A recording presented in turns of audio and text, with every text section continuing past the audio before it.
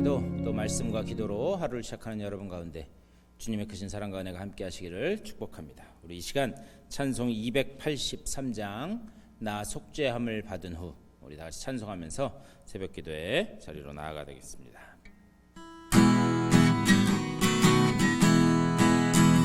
나 속죄함을 받은 후 한없는 기쁨을 다 헤아릴 수 없어서 늘 찬송합니다. 나 속죄받은 주를 찬미하겠네. 나 속죄받은 주의 이름 찬미하겠네. 나 속죄함을 받은 내 맘이 새로워 주 뜻을 준행하면서 죄 길을 버리네. 나 속죄받은 주를 찬미하겠네. 나 속죄받은 주의 이름 찬미하겠네. 나 속죄함을 받은 성령이 오셔서 하나님 자녀 된 것을 곧 증언합니다. 나 속죄받은 주를 찬미하겠네. 나 속죄받은 주의 이름 찬미하겠네. 나 속죄함을 받은 보혈의 공로로 내 주의 은혜 입으니 늘 평안합니다. 나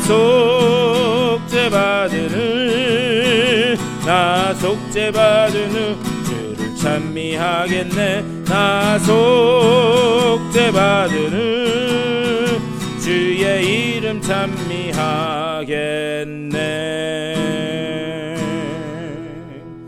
다 같이 기도하겠습니다. 주님의 은혜를 감사드립니다.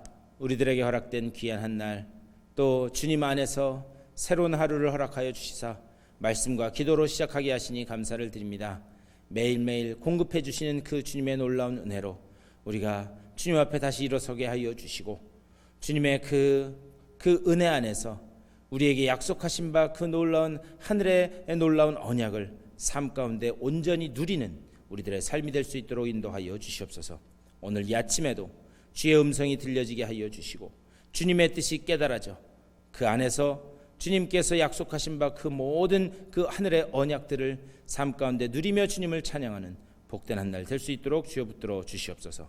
감사하고 주 예수 그리스도의 이름으로 간절히 기도드리옵나이다. 아멘. 우리 하나님의 말씀 보시겠습니다.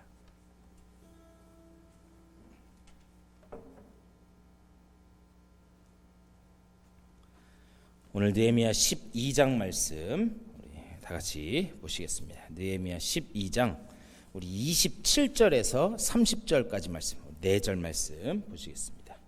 12장 27절에서 30절까지의 말씀 우리 다 같이 한 목소리로 받들어 읽겠습니다. 예루살렘 성벽을 봉헌하게 되니 각 처에서 레위 사람들을 찾아 예루살렘으로 데려다가 감사하며 노래하며 재금을 치며 비파와 수금을 타며 즐거이 봉헌식을 행하려 하매, 이에 노래하는 자들이 예루살렘 사방들과 느도바 사람의 마을에 모여들고 또 벳길갈과 게바와 아스마웻들에서 모여들었으니, 이 노래하는 자들은 자기들을 위하여 예루살렘 사방 마을들을 이루었습니다. 제사장들과 레위 사람들이 몸을 정결하게 하고 또 백성과 성문과 성벽을 정결하게 하니라. 아멘. 이 말씀 가지고 말씀 나누도록 하겠습니다. 우리 어제 말씀을 통해서 성벽이 이제 재건되고 또 완성되어서 예루살렘 성 안에 살 사람들, 그 사람들을 제비 뽑아서 선별하는 그런 모습을 보았습니다. 그들이 이제는 우리가 이렇게 살겠습니다 라고 그렇게 서약서에 서명까지 했어요. 하지만 정작 누가 이 성 안에서 들어와서 살겠느냐, 이 질문 앞에서는 그들이 주저주저한 그런 모습을 봤습니다. 그들의 그 결단, 그리고 그들의 삶의 실제 모습, 그 사이에는 큰 간격이 있었던 것을 우리는 볼 수 있어요. 이때 중요한 것은 무엇인가? 하나님이 누가 갈래? 이렇게 하실 때 제가 가겠습니다 라고 이렇게 나설 수 있는 그런 충성된 일꾼 다 되시기를 주님의 이름으로 간절히 축원합니다. 하나님이요, 누구를 보내신다고 할 때 하나님은 그냥 보내시는 분이 아니라는 거예요. 하나님은 보내신다고 하셨으면 그것을 해결할 수 있는 그 해결의 능력도, 해결의 방법도 이미 다 준비해 놓으신 줄 믿습니다. 하나님은요, 어떤 사람을 보내실 때 그 사람이 그 일을 해나가는 그 일의 그 해결 방법에 관심이 있으신 게 아니에요. 하나님은 뭐에 관심이 있으신가? 내가 누가 갈래? 라고 할 때 하나님 제가 가겠습니다 라고 하는 그 순종의 신앙, 그 결단의 신앙, 하나님은 거기에 관심이 있다라는 사실이에요. 이 거룩한 부담감이 여러분 가운데 있으실 수 있게 되기를 다시 한번 주님의 이름으로 간절히 축원합니다. 오늘 말씀 중간 부분만 읽었어요. 근데 오늘 중간 부분만 읽었는데 여기 1절부터 21절까지는 몇 사람을 빼고는 잘 알지도 못하는 사람들의 이름이 빼곡하게 기록이 되어 있습니다. 근데 여러분 성경책도 한번 보셨으면 좋겠어요. 제가 가진 성경에는 거기에 제목이 뭐라고 붙어 있느냐? 제사장과 레위인들이라고 하는 제목이 붙어 있어요. 제사장과 레위인들. 근데 사실 이것은 제사장과 레위인들의 명단이긴 하지만 조금 더 깊이 들어가 보면 이 사람들의 이 명단은 무엇인가? 1차 포로 귀환 때 귀환한 사람들의 그 명단인 것을 볼 수가 있습니다. 1차 포로 때 귀환한 그 명단. 그렇다면 이 명단을 왜 여기에 이렇게 빼곡하게 기록하고 있는가? 이제 폐허가 된 그런 이 건물도 다 재건했어요. 그리고 24일 동안 하나님의 말씀을 들음으로 인해서 그들이 은혜도 이제 받았습니다. 모든 어려움이 다 끝났어요. 모든 어려움이 끝났기 때문에 이제는 축하하고 하나님 앞에 감사할 일만 이렇게 남았습니다. 그런데 그 모든 것들을 다 뒤로 밀어버려요. 그리고 다 뒤로 미루고 1차 포로 때 귀환한 그 사람들의 명단을 기록하고 있어요. 왜 그랬는가? 그것은 바로 기억하기 위해서이다라는 것을 볼 수 있습니다. 기억하기 위해서이다. 포로기의 뼈아픈 기억들을 다시는 우리 후손들에게 물려주지 말자. 거기에 초점이 있었던 거예요. 그러면서 동시에 아무것도 남지 않은 그 상황에서 그들이 헌신하고 수고한 그 열정, 그것을 우리가 후손들로 하여금 다시 한번 기억하게 하자. 반드시 기억하게 하자. 그것을 위해서 이것을 기록해놨다라는 것을 우리는 봐야 됩니다. 여호수아 4장 1절 말씀에 보면은요, 거기에도 이 비슷한 내용이 기록되어 있어요. 이제 여호수아가 가나안 땅을 정복하기 위해서 이제 들어가기 시작하려고 하고 있습니다. 그런데 들어가기 전에 거기에 길갈에 12개의 돌을 세우도록 해요. 그래서 각 지파마다 한 명씩 선별해서 그들이 가지고 온 돌을 세워서 12개의 돌을 세워요. 그 돌을 세운 이유는 무엇인가? 그 4장 4절 그 이하에 보면 그렇게 돼요. 후손들이 나중에 이 돌들이 무엇입니까? 라고 그렇게 묻는다면 그때에 너희 손조들이 가나안 땅에 들어갈 때에 그때 언약궤를 메고 요단강물에 발을 디뎠더니 그 요단강물이 갈라졌던 것을 기억하게 하기 위함이다. 그것을 위해서 이 12개의 돌을 길갈에 세웠다라는 것을 그 말씀하고 있습니다. 그러면서 모든 역사를 끝내고 이제 성벽도 또 모든 살집도 다 준비가 끝나요. 그러고 나서 이스라엘 백성들이 깨달은 것이 무엇인가? 우리가 왜 이 쓰디쓴 실패의 그 경험을 했는가? 그것은 각 시대마다 하나님의 사람이 없었구나. 그것을 깨닫게 됩니다. 하나님의 말씀을 온전히 전해줄 하나님의 사람이 없었다.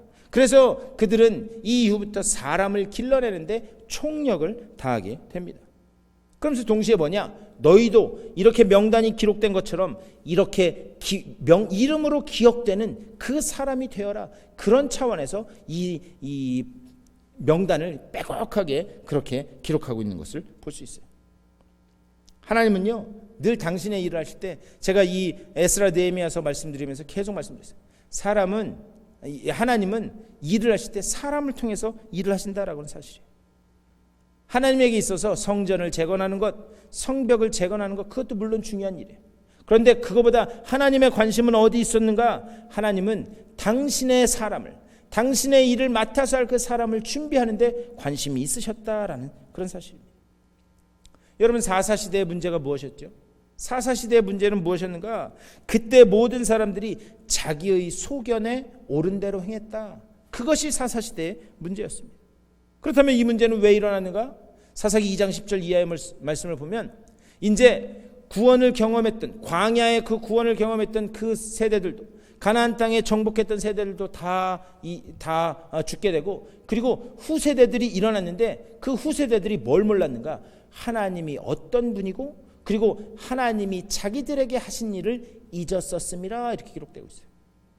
결국 문제가 어디에 있었는가? 사람에게 있었다라는 사실. 사람이 문제였다. 그래서 오늘 읽은 느헤미야 12장 말씀, 이것은 전부 다 이 이야기를 하고 있는 거예요.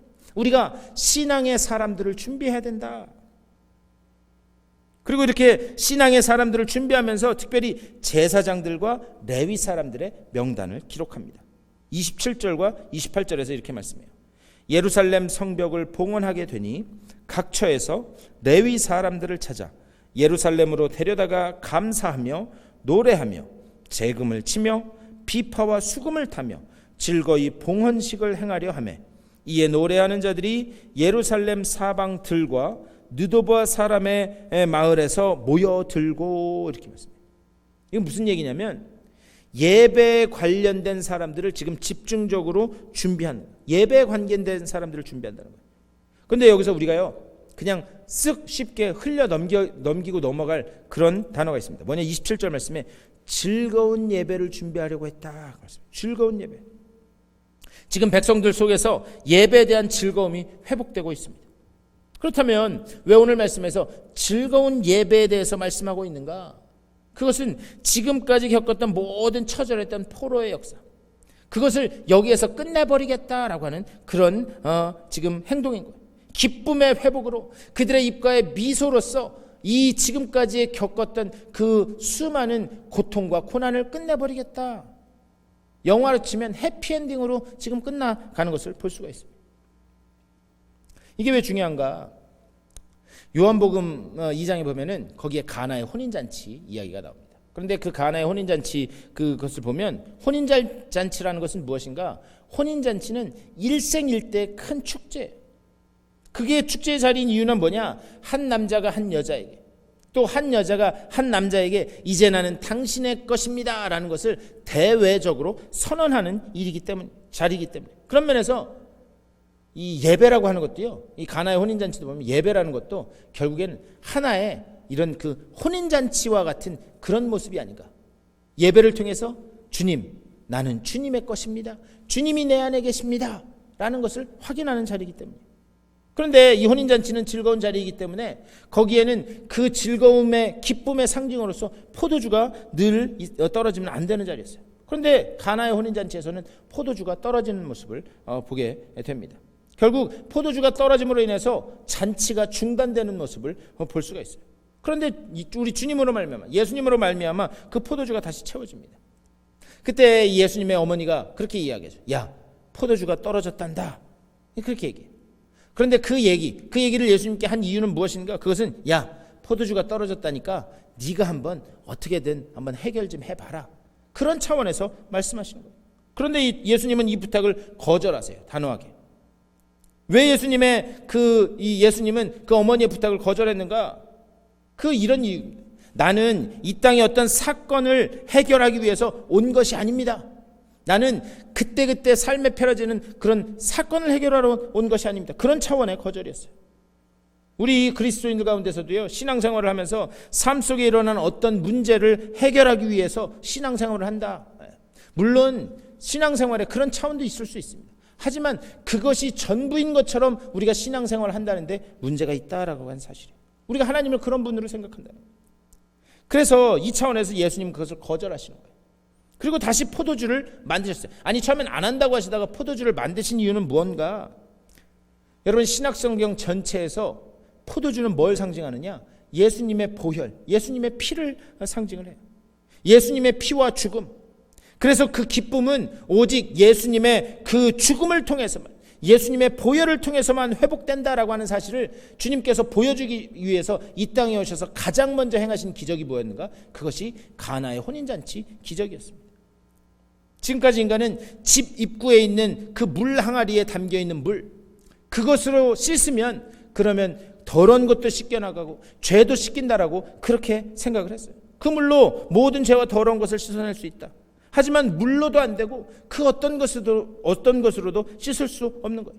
오직 주님의 피로만 씻겨진다라고 하는 사실을 그 사건을 통해서 주님 말씀하시는 거예요. 그런데 오늘 우리 이 말씀, 느헤미야 12장 말씀, 느헤미야 12장 말씀을 보면 이 예배에 대한 즐거움의 회복이 누구로부터 시작되는가? 대제사장들과 레위인으로부터 일어난다라는 것을 말씀해요. 여러분 잘 아시는 것처럼 대제사장들과 레위인은 누구를 상징하는가? 바로 우리 주님 예수 그리스도를 상징하는 거예요. 이것은 무엇을 이야기하는가? 예배의 중심은 예수 그리스도시다. 이것을 이야기하는 거예요. 지금까지 예배는 어떤 예배였는가? 제물을 잡아 죽여서 드리는 것이 예배였습니다. 그런데 그 자리에 찬양이 울려지고 그리고 그 심정 속에 근본적인 즐거움이 지금 회복되는 거예요. 이것은 단순히 예배의 어떤 흥겨움, 즐거움, 그것을 뛰어넘는 우리 인간에게 궁극적으로 도래될 그런 영의 회복, 생명의 기쁨, 이것을 지금 상징적으로 말씀하고 있다는 사실이에요. 결국 오늘 이 말씀에서 하나님이 우리에게 하시는 말씀은 무엇인가? 예배, 참된 예배의 회복은 무엇인가?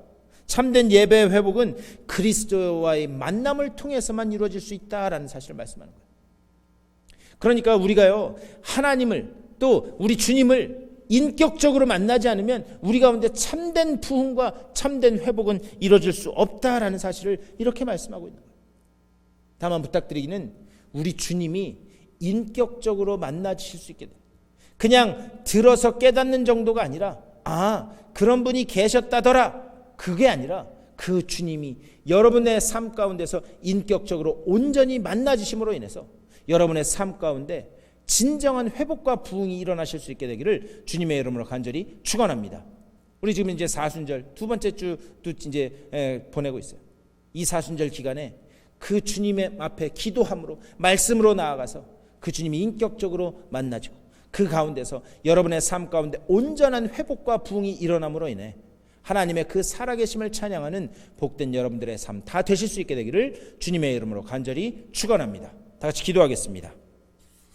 우리 지금 기도하실 때에 주님, 우리의 삶 가운데 예수 그리스도가 인격적으로 만나지게 하여 주시고 그리고 그 가운데 우리의 삶이 즐거움의 예배가 회복되는 복된 삶이 될 수 있도록 인도하여 주시옵소서. 그렇게 기도하시고 특별히 우리 이제 내일 교회의 미래를 놓고 기도할 텐데 하나님, 우리가 오직 한 마음 한 뜻을 이루게 하여 주시옵소서. 성령께서 주시는 마음으로 한 마음 한 뜻 이루어 주님께서 말씀하실 때 온전히 순종하며 나가는 우리 교회 공동체가 될 수 있도록 인도해 달라고 기도해 주시고 아픈 분들을 위해서 여러분들의 개인적인 기도의 제목들을 놓고 기도하시고 삶의 자리로 돌아가시도록 하겠습니다. 다 같이 기도하겠습니다. 우리 주님의 크신 사랑과 은혜를 감사드립니다. 아버지여, 우리들의 삶 속에 즐거움의 예배가 회복되길 원합니다. 그 즐거움의 예배가 회복될 수 있도록 아버지여, 우선 그 주님이 인격적으로 체험되는 우리들의 삶이 될 수 있도록 인도하여 주시옵소서. 그 주님이 인격적으로 만나지게 하여 주시고 우리들의 삶이 온전히 회복되는 아버지 놀라운 은혜를 체험케 하여 주시옵소서.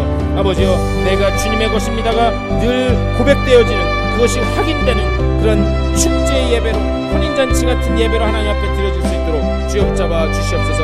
특별히 아버지와 우리 교회의 미래를 놓고 내일 이제 아버지와 우리가 한마음 한뜻을 이루어 아버지 이제 회의를 하려고 합니다. 아버지여, 이 자리 가운데 성령께서 온전히 임재하여 주시옵소서. 성령께서 임재하여 주시사 아버지와 하나 되게 하시는 그 성령의 은혜를 체험케 하여 주시고 그 가운데 하나님의 뜻만, 하나님의 영광만 드러나는 자리 될 수 있도록 인도하여 주시옵소서. 우리들의 생각은 십자가 뒤에 가려주시고 오직 주님의 뜻만 드러나 그것이 무엇이 되었든지 간에 거기에 순종하며 나가는 우리 모두가 되게 하여 주시옵소서. 아버지여, 우리들의 마음을, 우리들의 입술을 주장하여 주시고 주님의 영광만 드러나게 하여 주시옵소서. 아픈 분들에게 찾아가시사 치유의 강산을 비춰주시고 온전히 회복하는 귀한 역사가 나타날 수 있도록 주여 한 분 한 분 찾아가 주시옵소서. 오늘도 말씀으로 시작한 주님의 귀한 백성들입니다. 한 분 한 분 가운데 성령께서 함께하여 주셔서 아버지 정말 주의 은혜로 승리하는 소망을 품는 복된 한 날 될 수 있도록 주여 붙잡아 주시옵소서.